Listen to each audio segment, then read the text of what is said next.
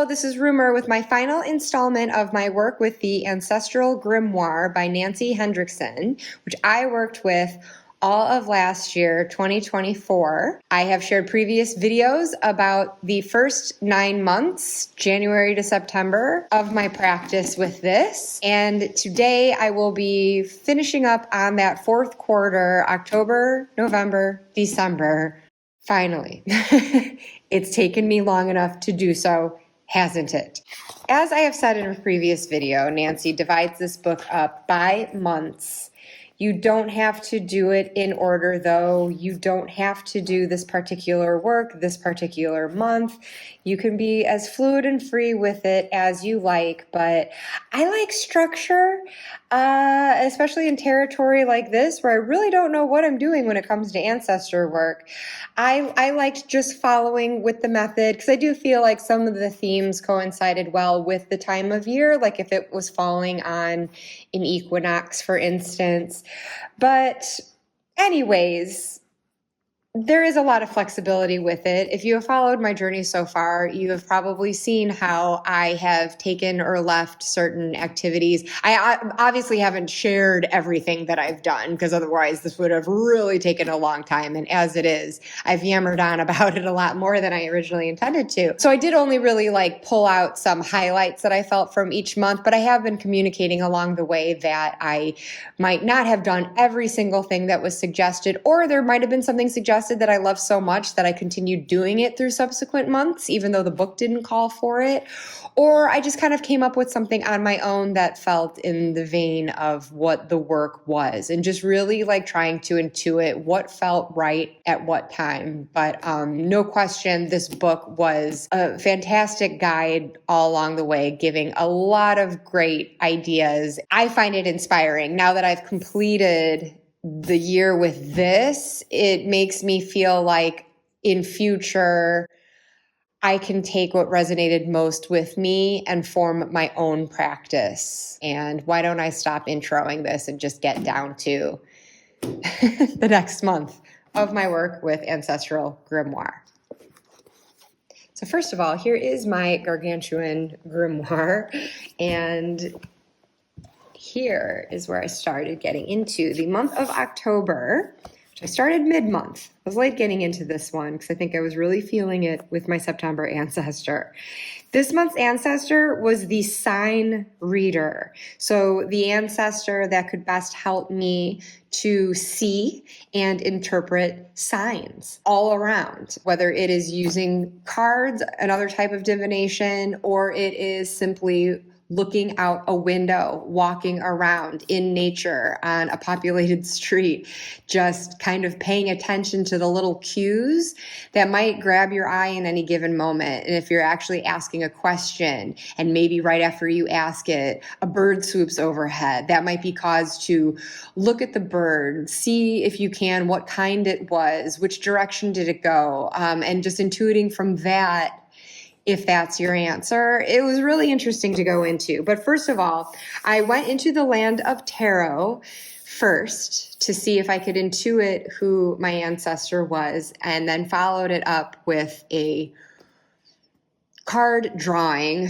from the court cards of the Relative Tarot, one of the go-to decks that I used for this practice. So after doing the visualization, after drawing the card, as you can already see here, spoiler alert, it was the Queen of Wands, which was the fourth time I drew Queen of Wands for my ancestor. The first two times it was the same ancestor. The third and fourth are evidently new ones. But let me share with you what I got from the visualization first before I actually shuffled and drew this card. And as for this visualization, it is a technique that Nancy recommends in the book as a means of determining who your ancestor is. You could do that instead of drawing from the tarot at all. I didn't do the visualization every month, but I did draw from the deck every month. And sometimes if I was feeling it or if Nancy was calling for it, I would sit and go through this meditation because it was really interesting to see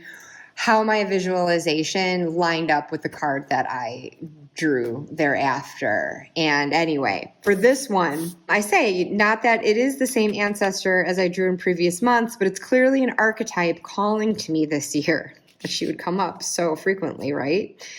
So to find her, I first entered the land of tarot through meditation, finding it to be nighttime there. I walked along and then hopped over that white-stoned creek that leads to the Star Woman to the right, which is the visual that I got from my very first time entering this land in January last year. So that tends to be where it starts out, and then I kind of meander from there. In this case, I ventured left along a cobblestone path that meandered past a fire where a woman stood illuminated by the flames and holding her arms straight overhead. She wore a feather-like headdress, and I'm not certain, but I think she was the Queen of Wands from the Tarot of the Abyss deck. That's what her appearance was really making me think of.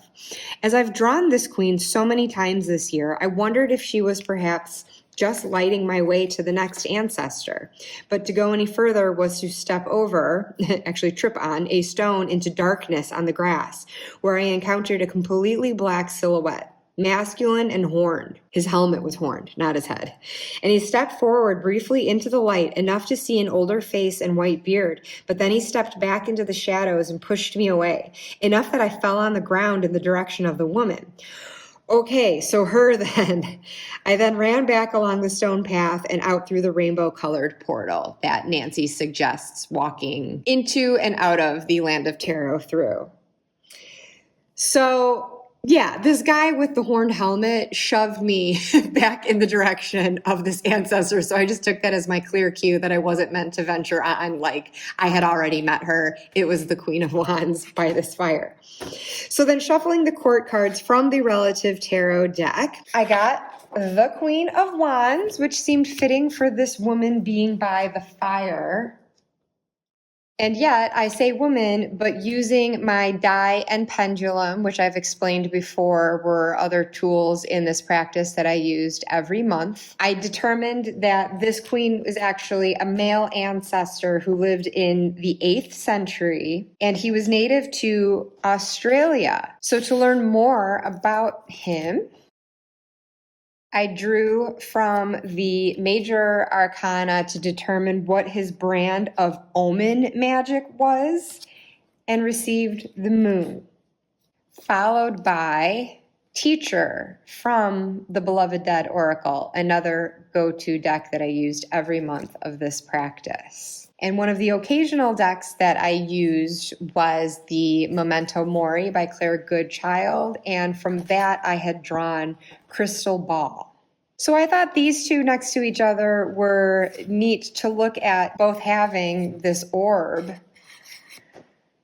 and being symbols of intuition. And so I wondered then, okay, did this ancestor look to the moon as his guide and also teach others how to look to the moon and receive messages from it? So then for me, I asked the easiest way that I can read signs, and I got Ace of Pentacles, which I automatically took as coins, because I feel I have received a lot of signs, and in recent years, coins have definitely been among them, either me or family members. And so then I asked how I can use this sign for evidential divination, which Nancy describes as a type of divining that can be proven. And I drew the 10 of Cups, which I saw as family, which supports what I was just saying, that family members and I have had signs fairly recently involving coins. And actually, I was learning to be more specific in the signs that I wanted to see, to make a specific request I heard is helpful. And so the latest sign that I had requested was a penny in the bird bath. Go ahead, you can laugh at me, but this is something I have been repeatedly asking for, and so to see the coin come up, I just thought that was really appropriate.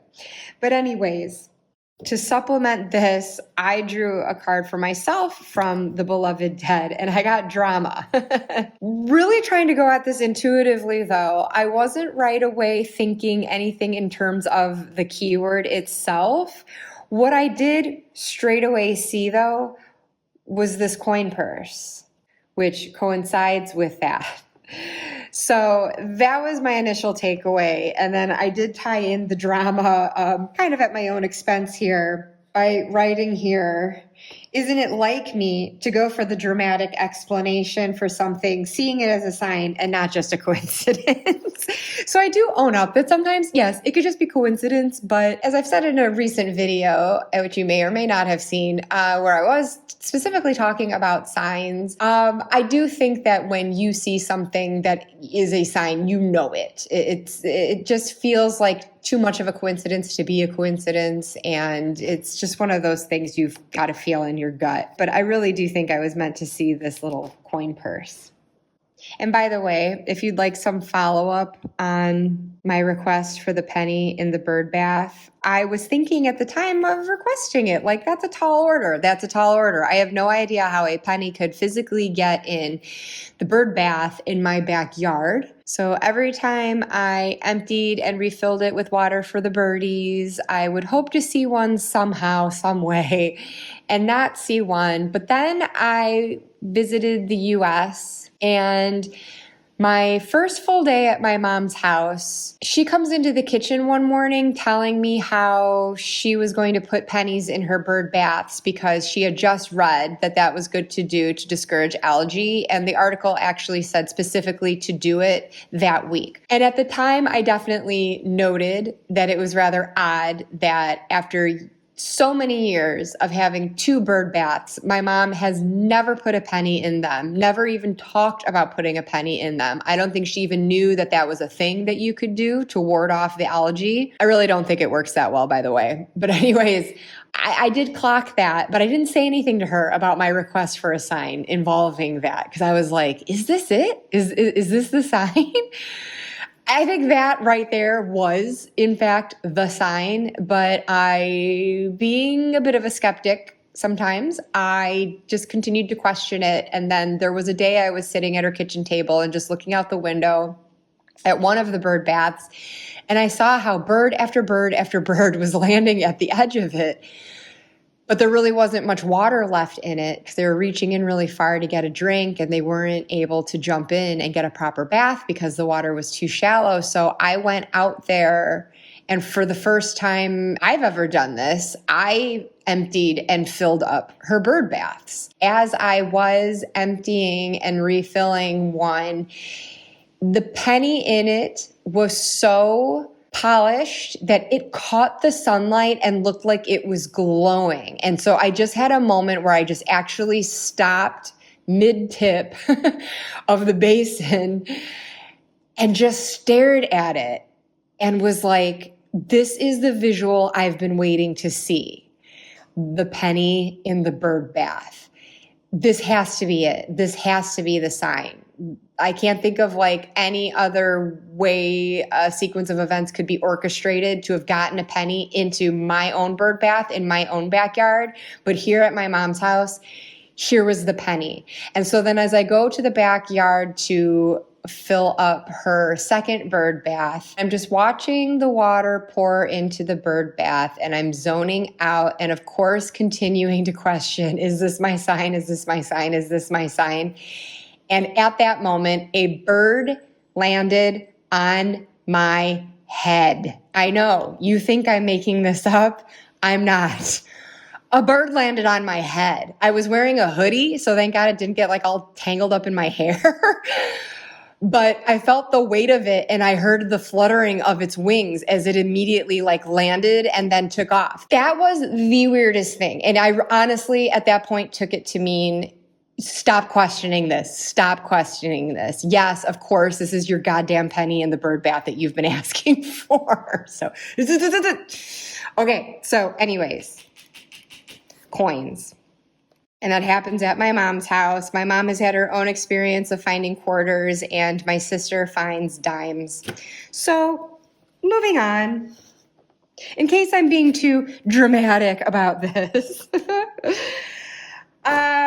Okay, in my next entry here, I admit to how I hadn't been consistent in asking or looking for signs every day, but I guess I was being generally mindful of it. I tried it out one time where I was supposed to run an errand and I just kind of wasn't really feeling up to it. And so then I was questioning if I should go or if I should stay home. And I wanted my sign to be visible outside my office window.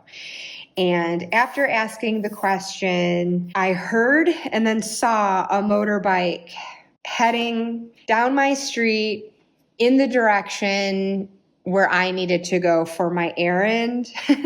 And its engine was really revving and seeming to tell me to get mine in gear too and power through.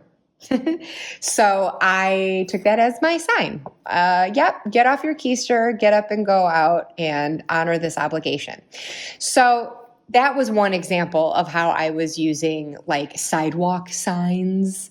And I also did draw cards, and on a couple of occasions, first from Memento Mori, I drew fish.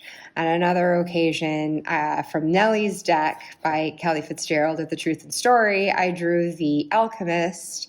And I just thought the two fish was really interesting. And honestly, on their respective days, I wasn't really sure how these were factoring in as my signs. I mean, some days it would take, some days it wasn't. One day from Nellie's deck, I had pulled the compass, and later that night, I was watching a YouTube analysis of the show Lost, because I had recently binged Lost and was obsessed with it. And that particular video kept showing John Locke's and Richard's compass. So I was like, okay, I mean, I don't know that was like a significant thing at all, but I was testing to see, okay, I'm drawing a card. Is this object going to foretell something that's going to happen again later in the day? So I drew a compass. That's how I saw a compass. But anyways, I mean, it would just be like trivial things like that. So I just didn't really get into anything more substantial than that. So getting into my last entry here, I wrote, as I'm clearly steeped into November already, as you can see, it was the 11th of November. I'll be the first to admit that I really dropped the ball on October, not pulling cards beyond what I've already shared. Maybe it was how the book led into this month's practice. Oh, sure, blame the book. Nice. But I didn't feel much invitation to engage with this ancestor, more so just learning how he may have used signs and learning from that rather than getting personal. I did do some internet research before October's end to learn more about Australian Aboriginal practice and learned the folklore of the sun, which was considered female, and the moon, which was considered male, and how the moon's phases were a man losing and gaining weight. They were also aware of the tides and used that to know when was best to fish. Okay, so in Aboriginal folklore, I find right away tales of the moon and then how they watched the tides to know when was best to fish. So whether my ancestor was an actual shaman using ritual moon magic and divination as a guide to others based on this teacher card ultimately doesn't really matter, I don't think. I think folklore and ritual was part of everyone's daily life, and their attunement to nature helped them to read the signs for when was most prosperous or detrimental to carry out practical necessities. Not woo, but a way of life. And I sense this man taught people back then just as his example teaches me now. I would like to continue to work with these signs, yet perhaps held back a bit because one, the approach to Halloween/Samhain was feeling a little ominous for divination. I felt a little too close to the other side and psyched out.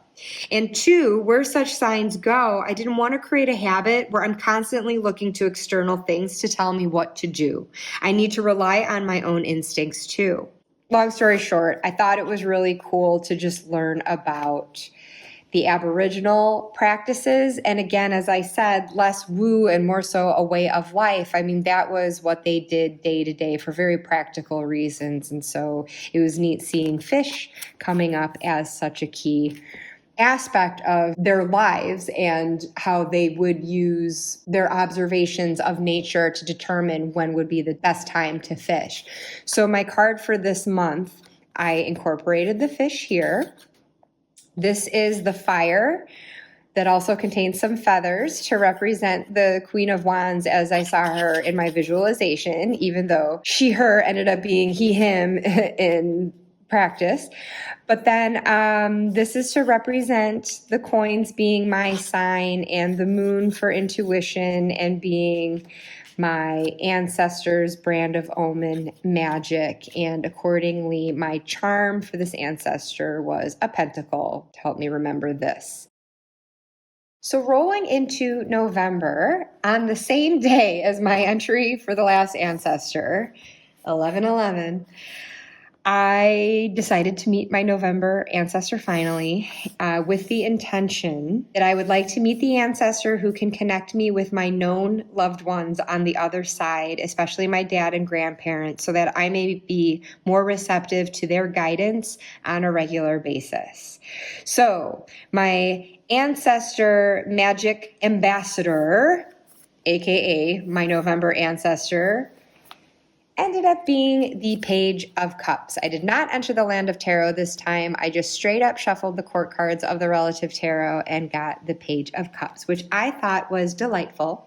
As I wrote here, I do welcome this lighthearted page because I believe my loved ones want to connect with me in love and joy and keep my spirits up and creativity flowing. In using my pendulum and die, I determined that this ancestor is male, mostly lived in the 20th century, lived in the US, and he lived into his 80s. The fact that it was someone of the 20th century is what cued me that, oh, this is someone I actually knew, probably.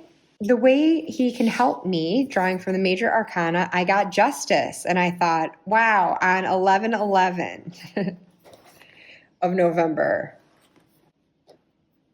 how appropriate to draw card 11. At least it's 11 in this deck, whereas sometimes it can be 8 in other decks.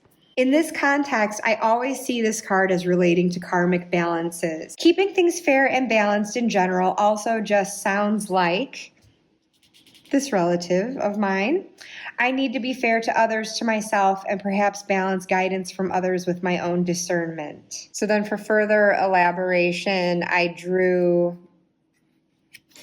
the Five of Cups, which if you saw my last video, had some significance to me. And as I was looking for yet further elaboration from the Beloved Dead Oracle, prophecy flew out,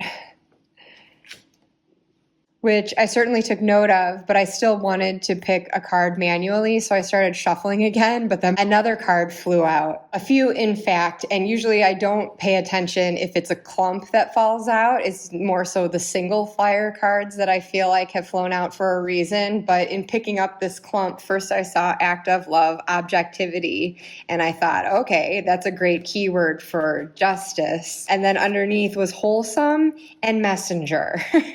So it was kind of like, oh, it's a wholesome messenger bringing me this message of objectivity, and just thinking that like this page looks so darling, looks like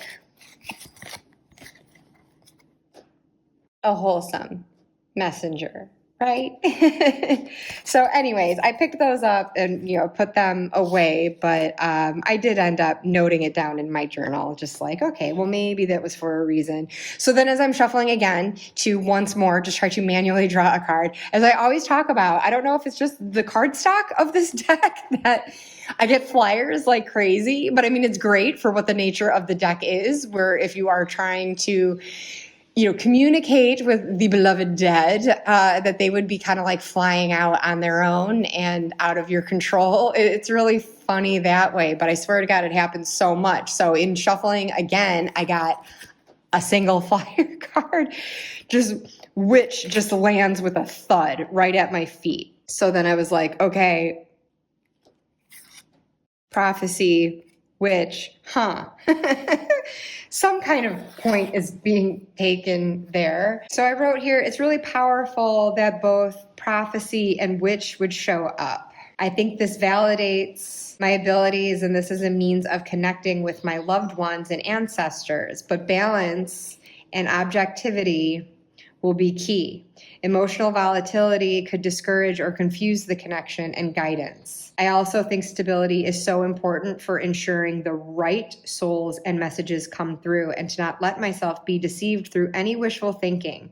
And then in my next entry, I did the Ma'at spread that Nancy offers in the book based on Ma'at, the Egyptian goddess of justice and balance.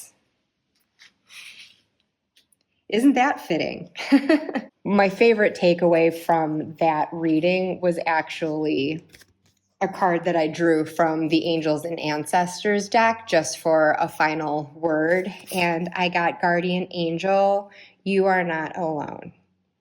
And that was just very meaningful to me because being that I was working with this ancestor who was a known relative that I wished to be my messenger, basically, with those other loved ones on the other side. And so this person's basically serving as my guiding ancestor, my guardian angel, so to speak, for the month. And so for the feather to fall, I just thought it was really lovely. And it just gave me nice feelings where this ancestor is involved.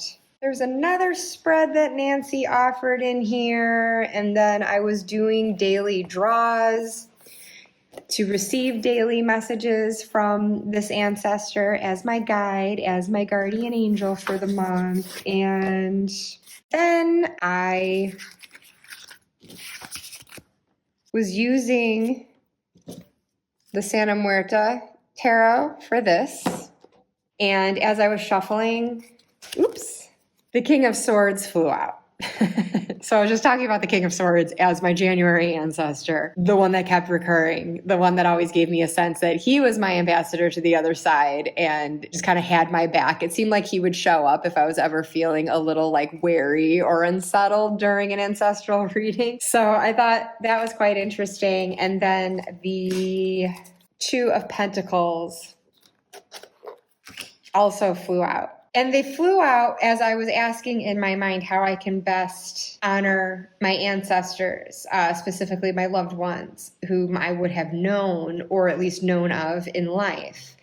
So I saw this Two of Pentacles as a reciprocal exchange of coins, which could be literal coins as signs, you know, per my previous month's work, that coins seem to be the omen magic that I can work with best. But also it could simply be a tangible offering, perhaps in exchange for those signs. In any case, the pendulum confirmed that the King of Swords was my January ancestor delivering this message and making his presence known. But now going to what I manually pulled, which was the Fool for how I can best honor my loved ones on the other side. Page of Swords for how I can ask them for guidance. And the Six of Swords for how I can best receive their guidance / communication. Meanwhile, though, as I was shuffling, after these two had flown out, as I had continued shuffling, another card had flown out to the floor. The Page of Cups. This month's ancestor. So I took that as a sign that he was there too. The gang was all together.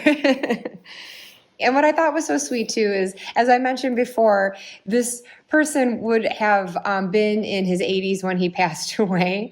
And so the fact that he was presenting as a Page of Cups, I just thought was so sweet. It's just presenting as a, younger, more wholesome, hopeful form. And I just thought that was delightful. So anyways, as far as these go, I felt the Fool was telling me to stay curious and questing, to take risks and approach life with the purity and lightheartedness of a child. Indeed, like this.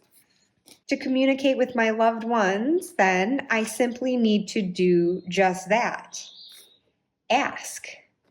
And based on this image, I thought, perhaps write down my intentions too to clarify them. So then to receive their communication, Six of Swords, my mind needs to be clear of any clutter and toxicity, balanced. I did mention here that I had gone to the US for Thanksgiving. And while I was there, I was doing card readings with tarot and oracle, but just overall not really feeling it. So I said, I think it wasn't the time to, that my best way to honor my ancestors was to simply be present with my family during this Thanksgiving holiday, enjoying and appreciating our abundance. But just kind of left it at that. But one very, very special magical thing of note about November before I close on this particular month is that, speaking of honoring ancestors, the beginning of November, November 2nd, is All Souls Day, and that's an occasion to do just that. Honor your ancestors, loved ones who have passed. So I was out of town at the time, but I had my Buffy tarot deck with me. And I'm in this little rustic cottage. My husband was off on a run and it was sunny and warm. So I opened the front door to allow for some airflow. And as I'm sitting on the sofa, bent over this little table doing some readings, this little cloudy-eyed dachshund wanders in, just kind of does a lap of the room, sniffing around, approached me at one point, but didn't come all the way up to me, and then just wandered back out. And I was like, well, that was weird. I was, just up in the hills in a really remote area. I did figure that it must have come from another home nearby, but it was just such a surreal experience nonetheless, just something so unexpected. And just the foggy eyes of this dog and just how serenely and slowly it just kind of wandered through and then made its way out. I just thought, what was that all about? So since I had the cards out in my hand, I was like, all right, I'm going to shuffle and ask, well, what was the significance of that? And I drew the King of Cups, my dad's signifier card. And okay, I'm not saying, you guys, that every time I see the King of Cups, I think it's my dad. I definitely do not. It definitely depends on the context of the reading I'm doing, the question I'm asking. On this occasion, I really couldn't help but see it as being I think my dad sent this dog in because I had been in a really bad mood. I was just being irrationally emotional, and with my husband going off on his run, I just had some time to kind of breathe and chill the fuck out and just kind of get my bearings again. And I just really, this whole thing with this dog wandering in, I thought it was funny and it was sweet. And so I thought, I think that was my dad sending that dog in to kind of cheer me up. So then as I was finishing with my readings and putting the deck together, I had a moment earlier when I had been shuffling and just a shit ton of cards had fallen to the floor. And so I had gathered them up, continued shuffling and doing my reading. But as I was bringing them all together, it was in my head, did I get all of the cards? Because a lot of them had flown out. So in counting my cards, I saw that I only had 77. I recounted them. Again, it was just 77. So yeah, there was one missing. So I get down on hands and knees. I have the flashlight on my phone to look underneath. And lo and behold, I see, yes, there's a card that flew under the sofa. This card. So using utensils in the kitchen to help me reach under and pull this thing out, I see it is 10 of Cups. And I thought, oh, how lovely. That's another nice, bright card to see. And then that is what reminded me, oh, wait, today's All Souls Day. I thought I should do something. I should do something out of reverence. And I thought, like, these are the two perfect cards for setting up an impromptu altar in this little cottage. So across the room from me was a fireplace. And on the mantle, there was a candle holder that held 2 tea lights. And I decided to prop these 2 cards up against the wall on the mantle with those 2 tea lights in front of it. I pulled out a couple of crystals that I had. I think I used a rose quartz and a labradorite palm stone that I had traveled with. I had my travel rosary. I went outside to pluck a little sprig from an olive tree as an offering. I also did an offering of coffee and a cookie. And I sat in a chair. I just pulled it right up in front of the fireplace and prayed the rosary with that intention of honoring my loved ones on the other side. This representing my dad, this representing all of the others. And then after that, I just sat and had a chat. I drank some coffee and I ate a cookie along with what was in offering to them up there. And it was just really, really meaningful. And I took a photo of it after the fact, but then in my journal, just to remember that, I also just did a quickie little sketch of what that had looked like. And then I think I left it overnight. And then the next day, everything that was organic, I returned to nature. And then I took these cards that will be forever so special to me whenever I come across them again. And who knew, from the Buffy deck. Also something very special to me. So anyways, I just wanted to share that because I feel like it is those impromptu moments, the ones that you don't expect. And when you don't have everything at your disposal and you have to kind of improvise, if you want to work up a little ritual, a little veneration on the spot, I think it just ends up being so much more meaningful than if at least for me anyway, if I had thought it out and planned it in advance and had everything like perfectly curated to carry it out. It was very spontaneous, very meaningful. It all felt very loving. And I think it was my best All Souls Day ever. But what a wonderful way to start the month. And so this is the entry that ended the month in my grimoire before going into the month of December. But before I go into that next month, I just wanted to share my card for November.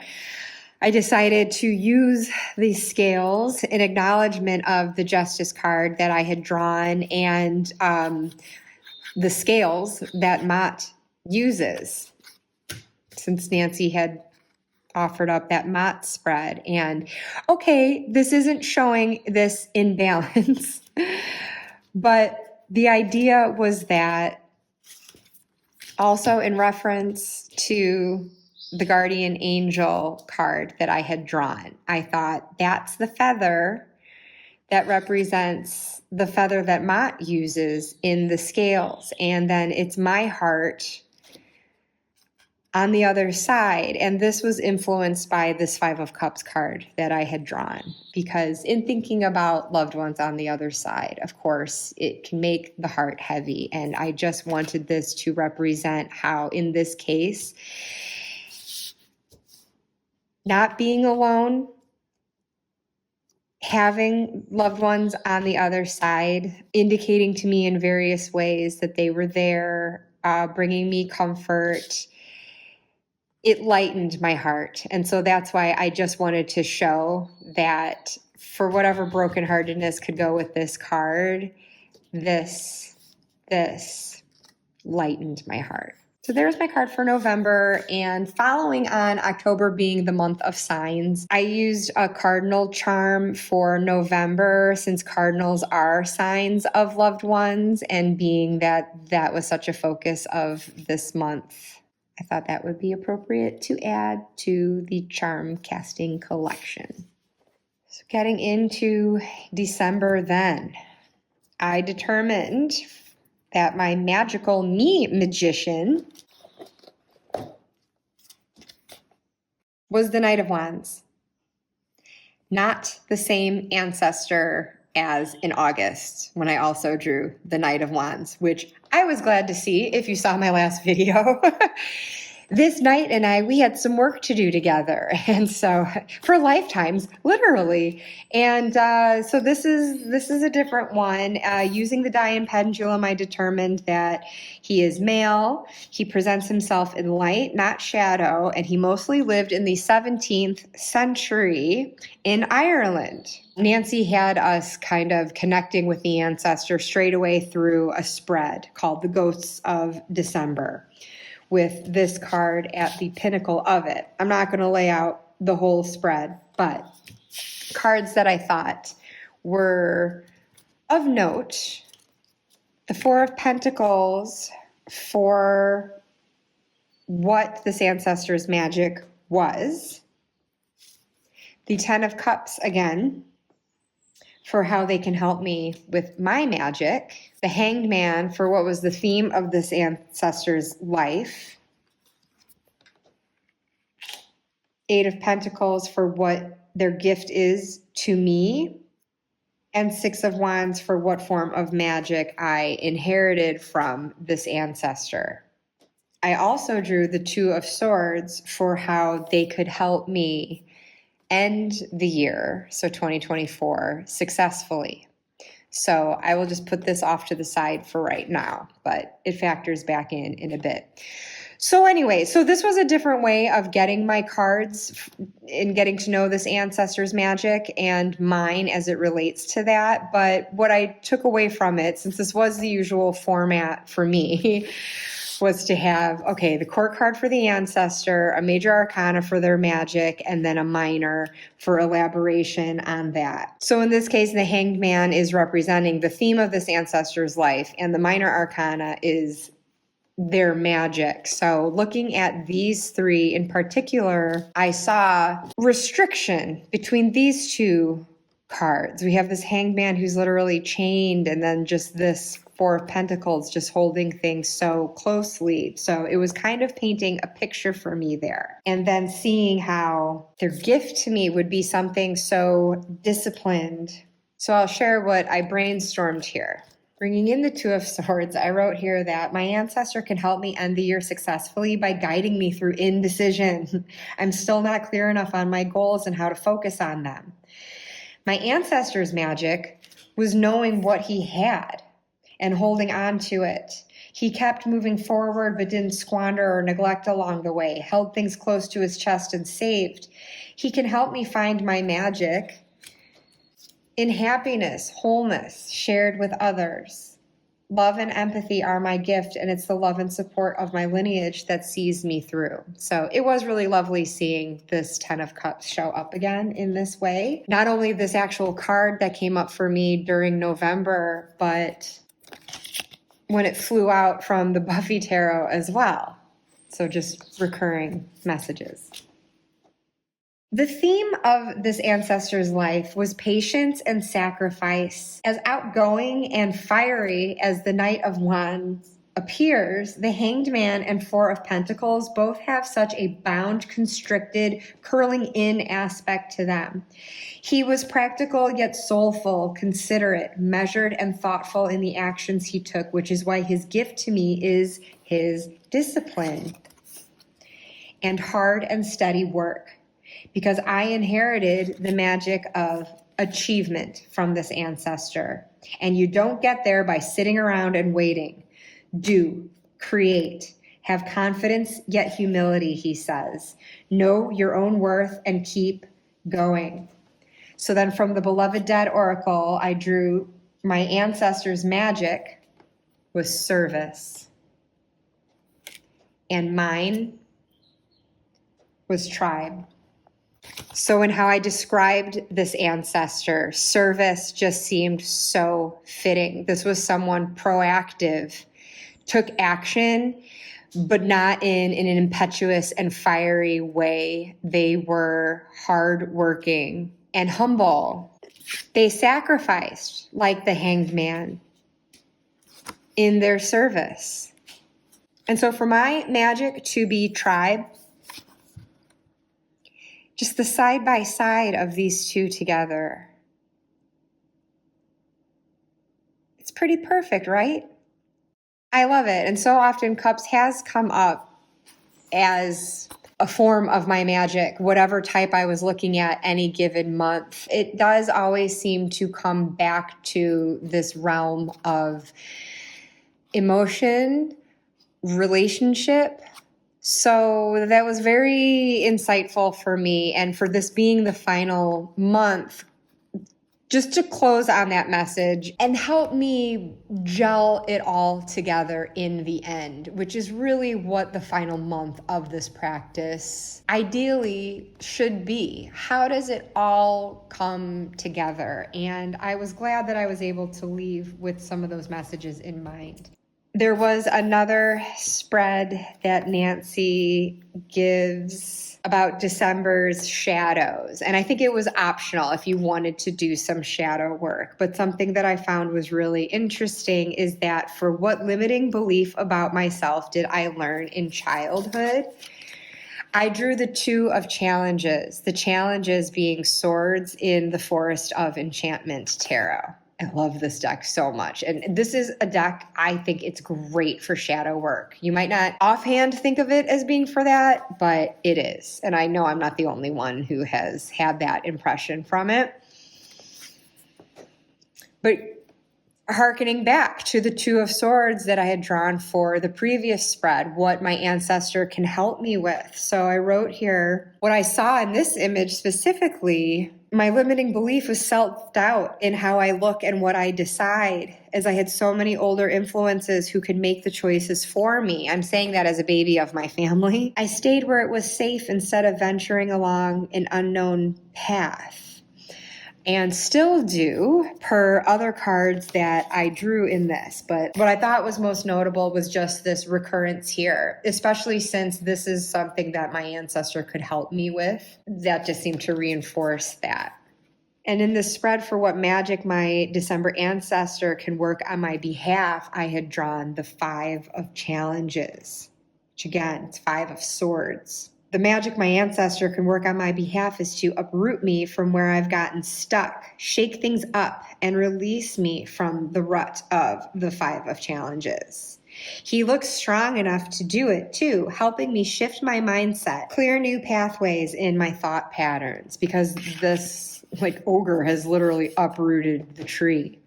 But I didn't see it as like an ominous menace here, something that could actually help me. And maybe in clearing the path, maybe that's what helps get me through this. This leads up then to my most potent magic. I drew a card from the same deck in answer to what my most potent magic is. And what I've been saying about cups and love and relationships, I drew the Lovers. Reading from my entry here, I said, this card flew out from the pile, just as I was asking for it to be obvious which card to pull. Ta-da! First of all, I love that it's a Major Arcana card, because that wasn't on purpose. I had shuffled the whole deck. Major Arcana, that is fitting for most potent magic. Second, as I was shuffling, I was thinking how I had an inkling of what my most potent magic is, per the empathy that I intuited at the outset of this practice in January. Before even meeting any ancestors, at the very outset, the first page of this grimoire, I wrote that I believed my most potent form of magic is empathy. So then here is this, and here is this, and here is this. More recently in this practice, which just really seemed to reinforce that. I believe my magic is love, fostering relationships, mediating differences, bringing into and being in communion. Yes, I could go with the choice angle of the Lover's card, but today's earlier reading and yesterday's clearly shows making choices isn't my strong suit.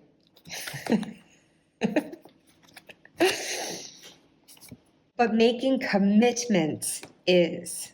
and I will be loyal to the end, and otherwise won't bother investing what doesn't seem worthwhile. Quality over quantity, concentrating my mental and emotional resources, ideally where least depleted. And so you could say, I have the soft skills. I manage the relationships. It does just seem to always be this role that I land in. And I mean, outside of my marriage, like in the workplace, I so often got pulled to that. In friendship circles, I am so often pulled into that. And so then activity for this month that then came up in the book was to create a tarot card, much like I have been with all of my ancestors, to create one for myself that symbolizes this magic. So in my case, I ended up just drawing this directly into my journal. I didn't make a separate card for it, but I can try to show you here. The me that is magic. And I entitle this The Lover. I, my friends, am the love-all. My magic is in my love. So here's the tree of my ancestry, taking from 2 of Cups, which I've drawn for my magic before. I believe I talked about that in my last video. I have the 2 cups pouring the nourishing water into the soil. And because it's just such a classic image of like the carving in the tree made by lovers, just that heart with the arrow through it. And that is how I symbolize my most potent magic.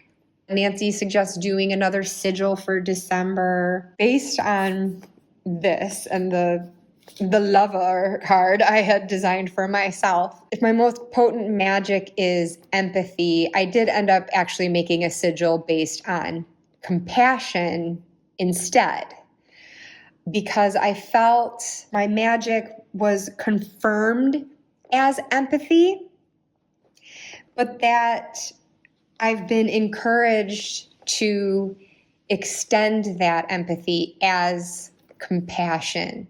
So not just sitting here and feeling the feelings, my own and others, but actually like reaching out to others, reaching out to my tribe, to those bonds that we see in the 10 of Cups. So empathy and compassion were my 2 big takeaway words. And so I ended up making a sigil based on that. So my final card then for an ancestor turned out like this. I guess this is representing the 8 of Pentacles that was recurring for me, the 2 of Swords that was recurring, the 2 of Cups that was recurring.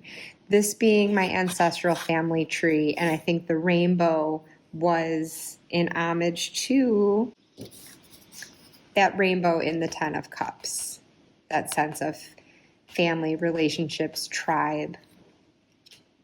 And yeah, the charm then was the family tree for ancestry.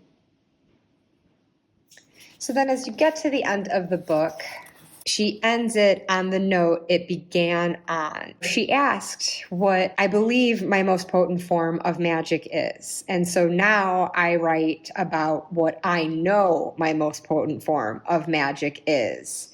And whereas at the beginning, I was to ask myself, why am I here? And kind of conjecture from there. Now it's, why was I really here? So it's a neat way to bring it all full circle. And for me, it did come full circle. Again, back to that idea that my most potent form of magic is empathy. But now adding to that compassion, it is drawing from the natural empathy I possess that I feel compelled to take action in helping others, following in the steps of my ancestors and turning what's inward outward. And then for why I was really here, I drew the King of Wands. My first thought was, is this an ancestor or is this me and my keenness to take more proactive steps in my development? Something seemed so familiar about this card too, so I turned back to the first page and was reminded that this was a card that came up when I first asked why I was here. perhaps an ancestor indeed, or my own soul, prodding me to do the work and assuring me that I can. That is a confidence and productivity that I've been seeking, and may I continue to ride this momentum. As Nancy says in closing, magic at its core is the investment of intent and energy into creation. That sounds rather King of Wands-y, no? And sure, I could have drawn the magician to hit this point more on the nose, but it seems more appropriate that the last card I should draw in this practice would be a court card, the category that has represented ancestors all the way through. So again, yes, this King of Wands could be an ancestor, the very one who nudged me into carrying out this work in the first place. Or he is me, a future ancestor of my lineage who will serve as a guide to others too, from that next plane of existence.